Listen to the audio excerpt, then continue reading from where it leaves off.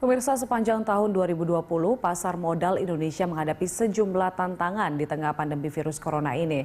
Namun adaptasi yang dilakukan regulator pasar modal membuat pasar modal Indonesia masih mencatatkan sejumlah pencapaian di tengah kondisi pandemi.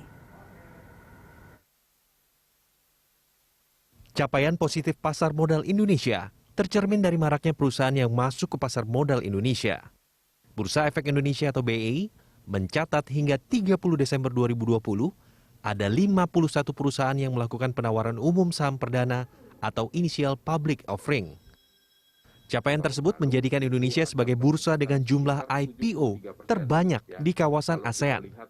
Namun demikian, jumlah IPO di tahun ini lebih mini dibanding realisasi sepanjang tahun 2019 yang mencapai 55 perusahaan.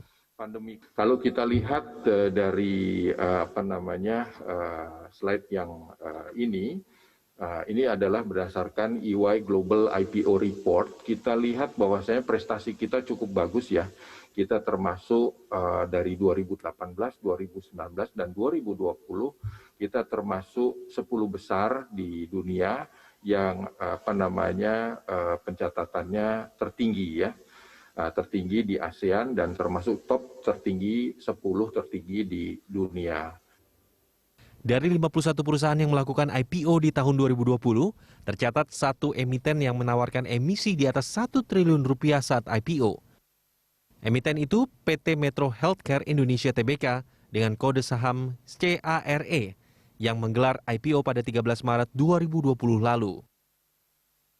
Di urutan kedua ditempati emiten properti PT Rocksville Property Indonesia Tbk dengan kode saham ROCK yang berhasil meraup dana 384,63 miliar rupiah pada IPO 10 September 2020 lalu. Sementara itu untuk tahun 2021, Bursa Efek Indonesia menargetkan pencatatan perdana saham sebanyak 30 perusahaan. Target IPO 2021 tersebut telah dicantumkan dalam rencana kerja anggaran perusahaan yang disampaikan kepada Otoritas Jasa Keuangan.